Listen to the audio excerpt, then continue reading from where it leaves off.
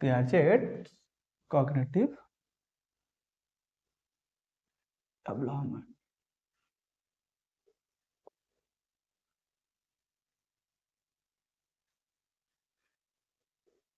अच्छा कॉग्निटिव आसला माने तुम ब्रेन बाजन कर माइंड कॉग्निटिव जिन जो लिखो माने तुम सदासरता माइंड सहित तुलना कॉग्निटिव हूँ माइंड सदासरता से स्टडी कथा बुझाऊँ तो कौन हो अच्छा पियाजेट कॉग्निटिव ताने आम थियोरी जाना आगु आग जी देते आम साइकोलोजी जो रोचे विषय आम किसी जाना तो पियाजेट कौटिकार लोक कौन कर विषय प्रथम आम जाना तो पियाजन घर कौटी ना आमर से साधारणतः आम कौन सी हूँ स्विट्जरलैंड होती बिलंग्स कर मसीहा जन्मग्रहण करते ना 1896 मसीह से जन्मग्रहण करते तो ये कौन कहते बिलंग्स टू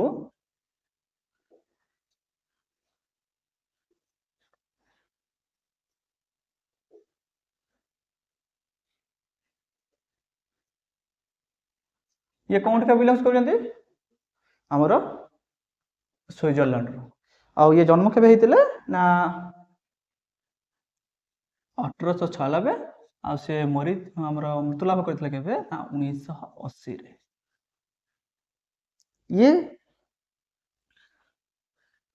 ये जो बहुत मेधावी थिले से मात्र 10 वर्ष बयस रे ना गोटे अल्बिनस पारो नामक गोटे आर्टिकल पब्लिश करथिले ठीक अछि गोटे 10 वर्ष समय रे 10 इयर रे गोटे आर्टिकल लिखिथिले गोटे आर्टिकल लिखिथिले जार ना होची कोन अल्बिनो स्पारो लाइक गोटे आर्टिकल लिखिथिले जार ना होची अल्बिनो स्पारो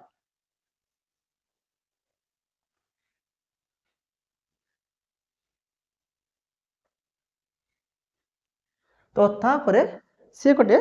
मनुमेंट लिखिथिले गोटे कोन 14 वर्ष बयस रे से गोटे मनुमेंट लिखिथिले जोना कि होची कोन होची ना मोलुसस हम बास जोना कहछ हम स्नेल ऊपर गोटे मनुमेंट लिखिथिले तांकर कोन कोन घटना होची सब मनुमेंट तांकर मानसिक भाव ताको चिंता करी ता विषय सब वर्णना करथिले 14 वर्ष रे से गोटे मनुमेंट देथिले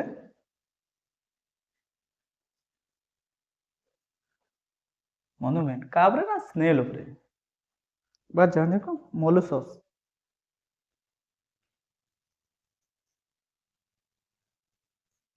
बा जो कहछ हम स्नेल ऊपर से गोटे मनुमेंट देथिले आउ से मात्र 21 वर्ष बयस रे ना से जो हमर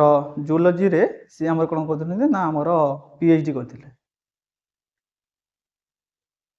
मात्र 21 वर्ष बयस रे से जूलॉजी रे पीएचडी करथिले कोउटी ना हमर सिगमंड फ्रॉइड एवं बुनेट इंस्टीट्यूट रे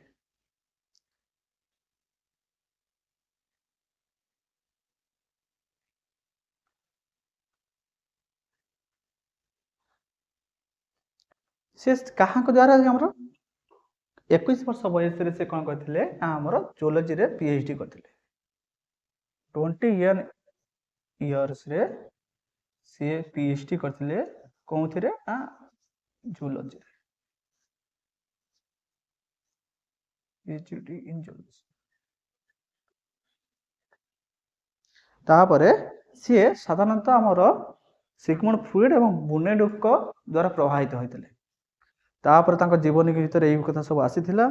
तो सहित भाई हम तांको को मध्ये तांको गोटे आख्या देइथिले से माने सब कोन ना हमर जेनेटिक एपिस्टेमोलॉजी तांको गोटे आख्या दे जाइतिला कोन कि ना जेनेटिक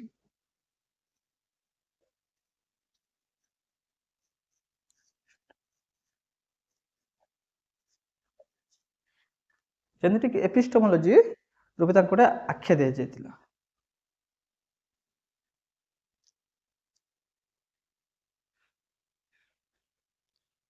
तापर से तांकर जते बेले तांकर सब डेवलपमेंट प्रोसेस कहितिला ता आगरु से किछि घटना विषय रे कहितिले कोन कोन सब स्टेप घटना ନା ସେ ଗୋଟେ କିଛି କିଛି ୱାର୍ଡକୁ ସେ ଡିଫାଇନ୍ କରିଥିଲେ କ'ଣ କ'ଣ ୱାର୍ଡ ନା ଗୋଟେ ହେଉଛି ସ୍କିମା। ସ୍କିମା ତ ସ୍କିମା କ'ଣ ନା ସ୍କିମା କହିଲେ ତମେ କ'ଣ ବୁଝିବ ନା ଗୋଟେ ସ୍ପେସିଫିକ୍ ଆଇଡ଼ିଆ। ଧରାଯାଉ ତମକୁ କୁହାଯିବ ତମେ କ'ଣ ନା ଗୋଟେ ରେଷ୍ଟୁରାଣ୍ଟକୁ ଯାଇଛ ତ ରେଷ୍ଟୁରାଣ୍ଟରେ ତମେ ଗଲେ କ'ଣ କରିବ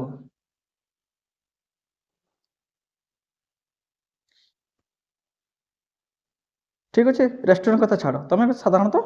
ହୋଟେଲକୁ ଗୋଟେ ଯାଇଛ ସାଧାରଣ ଗୋଟେ ହୋଟେଲକୁ ଯାଇଛ ତମେ ପ୍ରଥମେ କ'ଣ କରିବ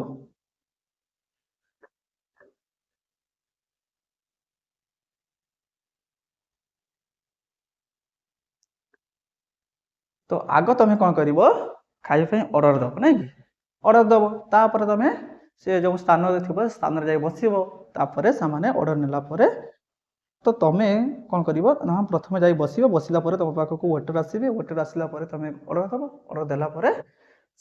ସେମାନେ ତମକୁ ପୁଣି ତମ ଅର୍ଡ଼ର ମୁତାବକ ଖାଦ୍ୟ ପରସିବେ ତ ଏଇ ଯେ ଆଇଡ଼ିଆ ତମ ଭିତରେ ରହିଲା ନା ଏଇ ଯେ ଇନଫର୍ମେସନଟା ତମ ଭିତରେ ରହୁଛି ଗୋଟେ ନର୍ମାଲ ଇନଫର୍ମେସନ ସେଇଟା କ'ଣ କହୁଛି ନା ଆମର ଗୋଟେ ସ୍କିମା ତମ ଭିତରେ ଯେଉଁ ଇନଫର୍ମେସନଟା ଗ୍ୟାଦରିଂ ହେଇକି ଅଛି ଗୋଟେ ନର୍ମାଲ ଆଇଡ଼ିଆଟା ରହୁଛି ଏଇଟାକୁ ହିଁ ସ୍କିମା ବୋଲି କୁହାଯାଉଛି ତ ସ୍କିମା ଅନ୍ୟ କିଛି ନୁହଁ ତ ଆମର ତମର ଯେଉଁ ଇନଫର୍ମେସନ ରହୁଛି ସାଧାରଣ ନଲେଜ ରହୁଛି ଯେତେ ସାଧାରଣ ଜ୍ଞାନ ସେଇଟାକୁ ଆମେ କ'ଣ କହୁଛେ ନା ଆମର ସ୍କିମା ବୋଲି କହୁଛେ ତାପରେ ତ ସ୍କିମା ରହିଲା ଠିକ୍ ଅଛି ତାପରେ ହଠାତ୍ ତମେ କ'ଣ କଲ ନା ଆମର ସେ ଆଉ କିଛି ଷ୍ଟର୍ମକୁ ଇଏ କରୁଛନ୍ତି ନା କ'ଣ ସ୍କିମାକୁ ବୁଝେଇଲା ପରେ ସେ ଏସିମିଲେସନ ବିଷୟରେ ଗୋଟେ ୱାର୍ଡକୁ ନେଇଛନ୍ତି ଏସିମିଲେସନ କ'ଣ ତ ଆଇଡ଼ିଆଟା ଥିଲା ହଁ ଠିକ୍ ଅଛି ମୁଁ ଏଇ ହୋଟେଲ ଯାଇଥିଲି ମୁଁ ଏମିତିକା ପ୍ରୋସେସ ରହିଥିଲି ଦେଖିଲା ବେଳକୁ ଦ୍ୱିତୀୟ ହୋଟେଲକୁ ଯିବାକୁ ଦେଖିଲା କ'ଣ ହେଉଛି ନା ସେମାନଙ୍କ କ୍ଷେତ୍ରରେ ଆଉ ତମେ ଆଗ ଯିବନି ତମେ କ'ଣ କରିବ ନା ନିଜେ ଯାଇକି ଅର୍ଡ଼ର ଦେବ ଏଠି ଦେଖିଥିଲ ତମେ କ'ଣ ହେଲା ତମେ ବସିଲ ତମ ପାଖକୁ ୱେଟର ଆସିଲେ ଅନ୍ୟ ସମୟରେ ଦେଖିଲେ କ'ଣ ହେଲା ଅନ୍ୟ ଗୋଟେ ହୋଟେଲରେ ନା ତମକୁ ଆଗ ନିଜ ଅର୍ଡ଼ର ଦେବା ପାଇଁ ପଡ଼ିବ ତାପରେ ତମେ ବସିବା ପାଇଁ ଯିବ ତ ଦେଖିଲେ ଏଇ ଯେ ନୂଆ ଚେଞ୍ଜ ହେଉଛି ଦେଖିଲେ ତାହେଲେ ତମ ଭିତରେ ଆଇଡ଼ିଆ କ'ଣ ଆସିଲା ସାଧାରଣତଃ ନା ତମେ ଜାଣିବାକୁ ପାଇଲେ କ'ଣ ଗୋଟେ ଜାଗାରେ ଥିଲା ଆଗ ବସୁଥିଲେ ତାପରେ ଅର୍ଡ଼ର ସେମାନେ ନିଜେ ନେଉଥିଲେ ଅନ୍ୟ ସ୍ଥାନରେ ଆମେ ଦେଖିଲୁ କ'ଣ ନା ଆମେ ନିଜେ ଅର୍ଡ଼ର ଦେଲା ପରେ ସେମାନେ ଅର୍ଡ଼ର ନେବେ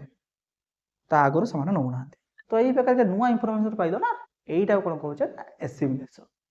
ନା ପୁରୁଣା ଇନଫର୍ମେସନ ସହିତ କିଛି ନୂଆ ଇନଫର୍ମେସନ ପାଇବ କି ପ୍ରଥମେ ପାଇଥିଲ କ'ଣ ନା ତମେ ଖାଇସାରିଲା ପରେ ତମର ପେମେଣ୍ଟଟା ହେଉଥିଲା କିନ୍ତୁ ଦ୍ୱିତୀୟ ହୋଟେଲରେ କ'ଣ ଦେଖିଲ ନା ଆଗ ପେମେଣ୍ଟ ତାପରେ ଖାଇବ ଏଇ ପ୍ରକାର ଯଦି ତମେ ଚେଞ୍ଜିଂ ହେଲା ନୂଆ ଇନଫର୍ମେସନ କିଛି ପାଉଯାଇଛ ସେ କ୍ଷେତ୍ରରେ ଆମେ କ'ଣ କରିବ ନା ଏସିମିଲେସନ ବୋଲି କହିବ ଠିକ୍ ଅଛି ତମେ ହଠାତ୍ କ'ଣ କରୁଛ ନା ଏଇ ଯେଉଁ ଇନଫର୍ମେସନ ପାଇଲ ତା ଭିତରେ ତମେ କ'ଣ ତମେ କନଫ୍ୟୁଜରେ ପଡ଼ିଯିବ ନାଇଁ ନାଇଁ ନାଇଁ କେଉଁ ହୋଟେଲ ଇଏ କ'ଣ କରୁଛନ୍ତି ଆଗେ ପଇସା କ'ଣ ପରେ ପଇସା ଏମିତିକା କ'ଣ ହେଉଛି ଯେତେବେଳେ କନଫ୍ୟୁଜ ରହିଲ ସେଟା କ'ଣ ହେଉଛି ଜଷ୍ଟ ନୂଆ ଇନଫର୍ମେସନ ବିଷୟରେ ଜାଣିଲ ତା ବିଷୟରେ ପୁରା ଭଲ ଭାବେ ତୁମକୁ ନିଜକୁ ସେଟେଲ୍ କରି ନ ପାରୁଛ ସେଇ ସବୁ ଷ୍ଟେଜ୍ଟାକୁ ଆମେ କ'ଣ କହୁଛେ ଏସିମିଲେସନ ଯେତେବେଳେ ନିଜକୁ ମଡିଫାଏ କରୁଛ ନା ଠିକ୍ ଅଛି ଏଇ ପ୍ରକାରର ହୋଟେଲ 5 ଷ୍ଟାର ଗଲେ ସେମାନଙ୍କ କ୍ଷେତ୍ରରେ ପରେ ପଇସା ନେବେ ଆଗ ଖାଇବା ନାଇଁ ନର୍ମାଲ ହୋଟେଲରେ ଆଗ ପଇସା ନେବେ ତାପରେ ତୁମକୁ ଖାଇବା ପାଇଁ ଦେବେ ତ ଏଇ ପ୍ରକାର ତୁମ ଭିତରେ ଗୋଟେ ଆଇଡ଼ିଆ ହେଇଗଲା ତ ସେଇ କ୍ଷେତ୍ରଟାକୁ ଆମେ କ'ଣ କହୁଛେ ନା ଏକମୋଡେସନ ତୁମେ ନିଜେ ନିଜକୁ ଯେଉଁ ପରିସ୍ଥିତି ଅନୁସାରେ ଖାପ ଖୁଆଇପାରିଲ ସେଇ କଥାଟାକୁ ଆମେ କ'ଣ କହୁଛେ ନା ଏକମୋଡେସନ ତାହେଲେ ପ୍ରଥମେ ଥିଲା ସ୍କିମା ନର୍ମାଲ ଆଇଡ଼ିଆ ତାପରେ ଏସିମିଲେସନ କ'ଣ ଆମର ନୂଆ ସିଚୁଏସନରେ ନିଜକୁ ପାଇବା ସେଇଟା ହେଉଛି ଏସିମିଲେସନ ତାପରେ କ'ଣ ହେଉଛି ଏକମୋଡେସନ କ'ଣ କହିଲ ନିଜକୁ ମୁଭିଂ କରି କ'ଣ ମଡିଫାଇ କରିବେ ନା ନା ଏଇ ପ୍ରକାରର ହୋଟେଲକୁ ଗଲେ ଆମର ଏଇ ଷ୍ଟାର ହୋଟେଲକୁ ଗଲେ ସେମାନଙ୍କ ଭିତରେ ଏଇ ପ୍ରକାରର ପ୍ରୋସିଡିଓର ଅଛି ନର୍ମାଲ ହୋଟେଲକୁ ଗଲେ ଏଇ ପ୍ରକାରର ପ୍ରୋସିଡିଓର ଅଛି ଯେତେବେଳେ ନିଜକୁ ମଡିଫାଇ କଲ ସେତେବେଳେ କ'ଣ ରହୁଛି ନା ଆମର ଏକମୋଡେସନ କରିପାରିଲ ନିଜକୁ ବା ମଡିଫିକେସନ ବୋଲି ଆମେ କହିପାରିବା ତ ଏଇଟା ଯଦି ଛୋଟ ପିଲାମାନଙ୍କ କ୍ଷେତ୍ରରେ କହିବା ତାହେଲେ କ'ଣ ହେବ ନା ଛୋଟ ପିଲାଟା ପ୍ରଥମେ ଯଦି ଦେଖିଲା କ'ଣ ହେଉଛି ଗୋଟେ ଆଇଡ଼ିଆ ଦେଖିଲେ ପ୍ରଥମେ ଜାଣିଛି କ'ଣ ନା 4ଟା ଗୋଡ଼ ଥିବ ଗୋଟେ ଲାଞ୍ଜ ରହୁଛି ଘରେ ଦେଖିଲା କ'ଣ ବିଲ୍ଡିଂ ଠିକ୍ ଅଛି ସେ ପୁଣି ଯେତେବେଳେ ଘର ବାହାରକୁ ବାହାରିଲା ଦେଖିଲା ସେ 4ଟା ଗୋଡ଼ ଅଛି ଗୋଟିଏ ଲାଞ୍ଜ ଅଛି ସେତେବେଳେ ଦେଖିଛି ସେ କ'ଣ ସେ ଗୋଟେ ପଶୁ ଦେଖିଛି କେଉଁ ପଶୁ ଦେଖିଛି ନା କୁକୁରକୁ ସିଏ ମନେ ମନେ ଭାବିବ କ'ଣ ତାହେଲେ ଇଏ ବି ବିଲେଇ। ସେତେବେଳେ ସେ କହିବ କ'ଣ ହେଉଛି ନା ଆମର ସିଏ ଗୋଟେ ପରିସ୍ଥିତି ଯେତେବେଳେ ତାକୁ କୁହାଯିବ ନା ନା ଇଏ ବିଲେଇ ନୁହେଁ, ଇଏ ହେଉଛି କୁକୁରଟିଏ। ତ ସିଏ କନଫ୍ୟୁଜ୍ ପଡ଼ିବ, ମୁଁ ଚାରିଟା ଗୋଡ଼ ଦେଖି ଶୁଣିଥିଲି, ଚାରିଟା ଗୋଡ଼ ଥିଲା, ଲାଞ୍ଜ ଗୋଟେ ଥିଲା, ସେ ବିଲେଇ। ୟାର ବି ଚାରିଟା ଗୋଡ଼ ଅଛି, ଗୋଟେ ଲାଞ୍ଜ ଅଛି, ସିଏ କ'ଣ କୁକୁର ହେଲାଣି? ସେ ପ୍ରଥମେ କନଫ୍ୟୁଜ୍ରେ ପଡ଼ିବ। ତାହେଲେ ପ୍ରଥମ ଯେଉଁ ଆଇଡ଼ିଆ ପାଇଥିଲା ଚାରିଟା ଗୋଡ଼ ଗୋଟେ ଲାଞ୍ଜ, ଯେଉଁ ଫାର୍ଷ୍ଟ ଇନଫର୍ମେସନ୍ ପାଇଲା ସେଇଟା ହେଉଛି ସ୍କିମା। ଦ୍ୱିତୀୟରେ ଯେଉଁ ଦେଖିଲା ନିଜେ କନଫ୍ୟୁଜ୍ ଷ୍ଟେଜ୍ରେ ରହିଲା ସେଇଟା ହେଉଛି କ'ଣ ଅଛି ଆମର ଏସିମିଲେସନ୍। ତାପରେ ସେ ଜାଣିପାରିଲା ନା ନା ଭଲ ପିଲାକୁ ଯେତେବେଳେ ଭଲକି ବୁଝାଇଗଲା ନା ନା ସେ ଦେଖିବ ସେ ତାକୁ ଦେଖିବା ପାଇଁ ଏମିତିକା, ୟାକୁ ଦେଖିବା ପାଇଁ ଏମିତି, ଯେତେ ଆମର ତାର ସାଇଜ୍ଟା ଏତେ ବଡ଼ ହୁଏ ନାହିଁ। ତା ବିଷୟରେ ଯେତେବେଳେ ଭଲକି ଆମେ କହିଦେଲେ, ଯେତେବେଳେ ସେ ନେକ୍ସଟ ଟାଇମ୍ ସେ ଦେଖୁଛି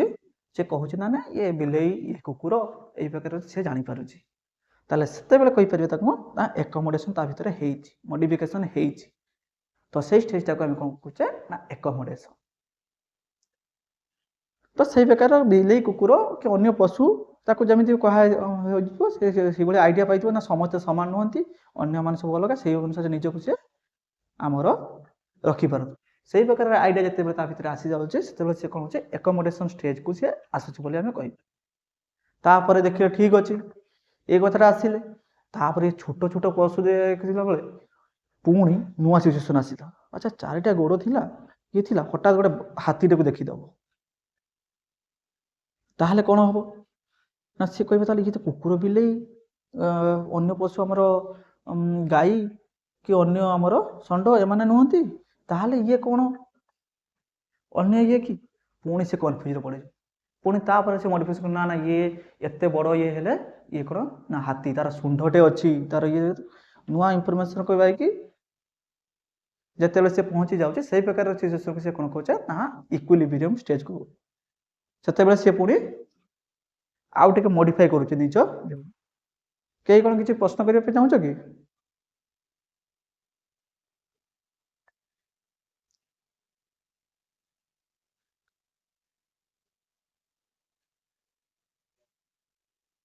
ସତ୍ୟଭାମା କିଛି କହିବା ପାଇଁ ଚାହୁଁଛ କି? ଠିକ୍ ଅଛି, ତାହେଲେ ମ୍ୟୁଟ୍ କରିଦିଅ। ତ ଏଇ ଷ୍ଟେଜ୍ ଗୁଡ଼ାକ କଥା ସବୁ ବୁଝା ପଡ଼ିଲା ନା? ତ ଏଇଟା ସବୁ ଅଛି ତମର, ହେଲା କି ତମର କେଉଁ ଷ୍ଟେଜ୍ରେ ଅଛି ସବୁ ଆମର, ତମର ସବୁ ଷ୍ଟେଜ୍ ୱାଇଜ୍ରେ ତମର ସବୁ କୁହାଯାଇଛି। ଇନଫାନ୍ସି ଷ୍ଟେଜ୍ରେ କ'ଣ ହେଉଛି, ତା ବିଷୟରେ ଆମର ଚାଇଲ୍ଡହୁଡ୍ ପିରିୟଡ଼ କ'ଣ ହେଉଛି, ଲେଟର୍ ଚାଇଲ୍ଡହୁଡ୍ ବିଷୟରେ କ'ଣ ହେଉଛି, ତା ବିଷୟରେ ପୁରା ଡିଟେଲ୍ସରେ ସବୁ ତମର ଅଛି। ସେ ବିଷୟରେ ଆମେ ନେକ୍ସଟ କ୍ଲାସ୍ରେ ପଢ଼ିବା। ଆଜିକାଲି ଜଷ୍ଟ ଆଇଡ଼ିଆଟେ ନେଇଥାଉ। ତ ତାହେଲେ ସ୍କିମା, ଏସିମିଲେସନ୍, ଏକୋମୋଡେସନ୍ ଆଉ ଇକ୍ୱିଲିବ୍ରିୟମ୍ କଥାଟା ବୁଝା ପଡ଼ିଲା ନା?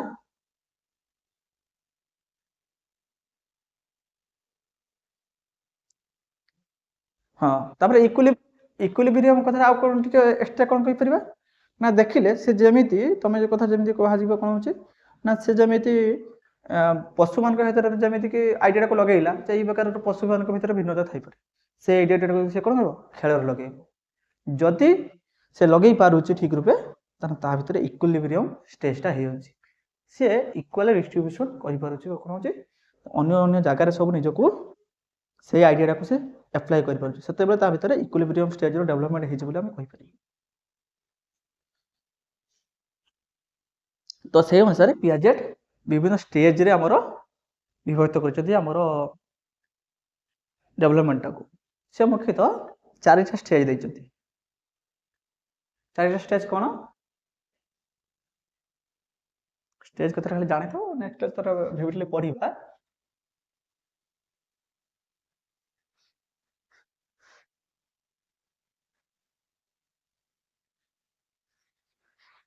ସେ ଚାରିଟା ଷ୍ଟେଜ୍ ଦେଇଛନ୍ତି।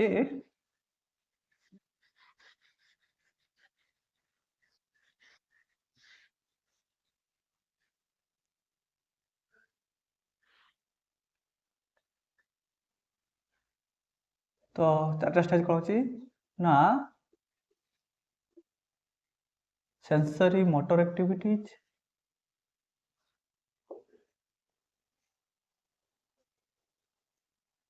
ଗୋଟେ ଷ୍ଟେଜ୍ ଦେଇଛନ୍ତି ସେନ୍ସରି ମୋଟର ଆକ୍ଟିଭିଟି, ଯେଉଁଟାକୁ ତମର ସାଧାରଣତଃ 0 ରୁ 2 ଇୟର୍ ଭିତରେ ହେଉଛି, 0 to 2 ଇୟର୍, ଯେଉଁଟା କହୁଛ ପାର୍ଟ ଥ୍ରୁ ଆମର 2 ଇୟର୍। ତାପରେ କହୁଛୁ ନା 3 number the pre operation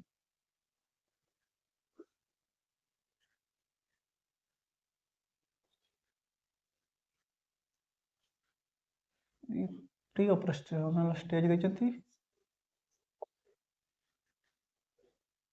2 to 6 year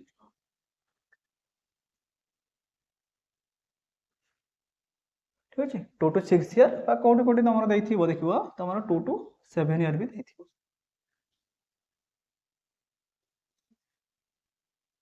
तापर स्टेज होची ऑपरेशन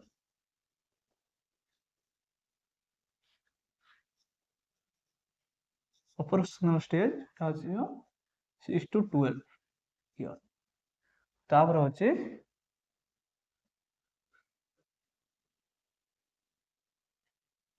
प्री ऑपरेशन टिके रही गला प्री ऑपरेशनल एटा concrete operation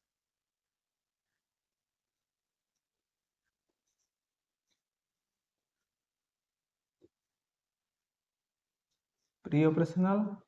concrete operation formal operation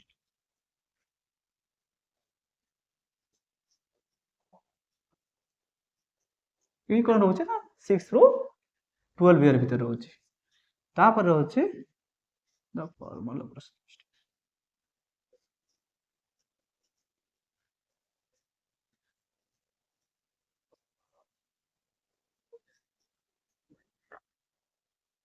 operational stage छुणा कहूँ 12 ରୁ 19 तो ये साधारणतः यही एज ग्रुप कथा ही कहते सी आग को जाना आमर मुख्यतः से प्रायतः एडोलसेंस पीरियड कथा ही कहते आग को से जाए 12 ରୁ 19 19 कह गोटे कैटेगरी कर दे आग को बोली तुम लिख कि मुख्यतः देखा गला से एडोलसेंस पीरियड से रही जाती तो यही ग्रुप कथा सब आम नेक्स्ट क्लास सब आलोचना करवा अन्य मानक भी सब जॉइन करने भल कि कह आज बहुत कम पिला जॉइन कर ठीक अच्छे जी भी पढ़ाला सब बुझागला ना